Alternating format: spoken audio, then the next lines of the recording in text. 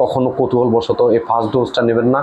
পরিবারের কিছু গাফেলাতি আছে। সিগারেট খাইতেছে, আজকে সিগারেট খাইতেছে, কালকে সিগারেটের সাথে আরেকটা খাইতেছে। আমার এক বন্ধু গাঁজা নিয়ে আসছিল, ও একটা সিগারেটের মাধ্যমে একটু দিছে, খাইছি। তো খাওয়ার পরে মানে কীরকম একটা অন্যরকম ফিল আসছে। এরপরে একটু ওর সাথে খাইতাম। খাওয়ার পরে গাঁজাটা শিখা হয়ে গেছে। একটা সময় দেখা গেল যে গাঁজার উপরে স্বনির্ভর হয়ে গেছে।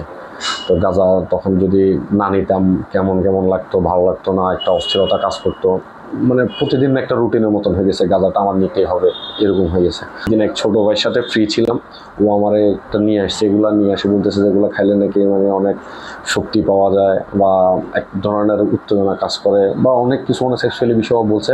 তো আমি ওর সাথে একটা কৌতূহলবশত খাইছি। খাওয়ার পরে একটা ভালো লাগা কাজ করছে। ভালো লাগা কাজ করার পর আস্তে আস্তে এটার সাথেও জড়িত হয়ে গেছে। আমার দুইটা চয়েস ছিল, একটা ছিল গাঁজা আর একটা ইয়াবা। এই দুইটা আমি গ্রহণ করতাম। তো একটা সময় দেখতেছি যে আসলে এটা আমার জন্য আমি না, এটা আমার জন্য খারাপ। আমার পরিবার বলেন, আমার সমাজ বলেন, আমার আশপাশের সবার জন্য, নতুন প্রজন্মদের জন্য আমার একটা মেসেজ, সেটা হচ্ছে ভাই আমি নিজেও একজন মাদকাসক্ত ছিলাম। তো মাদকাসক্ত জীবন একটা অভিশাপ। তো আমার পরিবার, আমার ছেলে মেয়ে আছে, আমার বউ বাচ্চা আছে। তো আমি মাদকাসক্তর কারণে আমার ওয়াইফের সাথে আমার একটা গন্ডগোল হয়েছে। আমার শ্বশুর আমার ওয়াইফরে তাদের বাড়িতে নিয়ে গেছে পুলিশ দিয়ে, শুধুমাত্র মাদকাসক্ত জীবনের কারণে। আমি স্টুডেন্ট হিসেবেও খুব ভালো ছিলাম। আমাদের পরিবার বলেন, আমার বাবা, ভাই, আমার আত্মীয় স্বজন, আমার 14 গোষ্ঠীর ভিতরে কেউ সিগারেট খায় না। আমি একটা মানুষ শুধু মাদকাসক্ত জীবন। মাত্র 30% টাকায় জমির মালিক হয়ে নতুন বাংলাদেশের গড়ে তোলার স্বপ্ন দেখা বাংলা বসতি। তা আমার কারণে আমার পরিবার সমাজের কাছে হেয়। তো আমিও নতুন প্রজন্মের জন্য এই মেসেজটা দেব যে ভাই আপনারা কখনো এই মাদকাসক্ত জীবনের সাথে কখনো জড়াবেন না। মাদকের প্রথম নেশাটা ফার্স্ট ডোজ দা ড্যামেজ।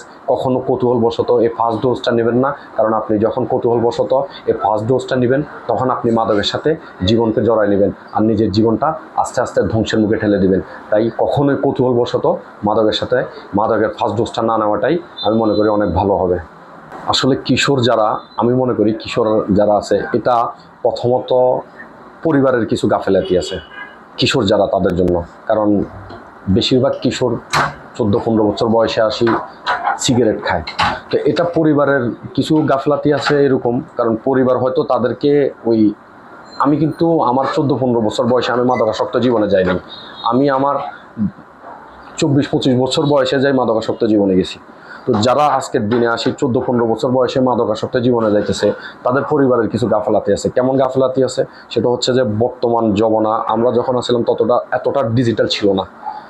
বর্তমান সমাজ যতটা ডিজিটাল হয়েছে, আমাদের লাইফে ততটা ডিজিটাল ছিল না। এখন সবার হাতে হাতে মোবাইল, সবাই বিভিন্ন ফিল্ম দেখে, বিভিন্ন ফিল্মের বিভিন্ন কিছু দেখে নিজেকে ওইভাবে ভাবতে গিয়ে দেখা যাইতেছে যে সিগারেট খাইতেছে, আজকে সিগারেট খাইতেছে, কালকে সিগারেটের সাথে আরেকটা খাইতেছে। এভাবে ধ্বংসের মুখে যাইতেছে। তো আমি মনে করি পরিবার যদি এদিকে যদি একটু কেয়ারফুলি থাকে, তাহলে কিশোররা ধ্বংসের মুখে আর যাবে না। এখানে বিশেষ করে পরিবারদেরকেই একটু কেয়ারফুলি থাকা উচিত।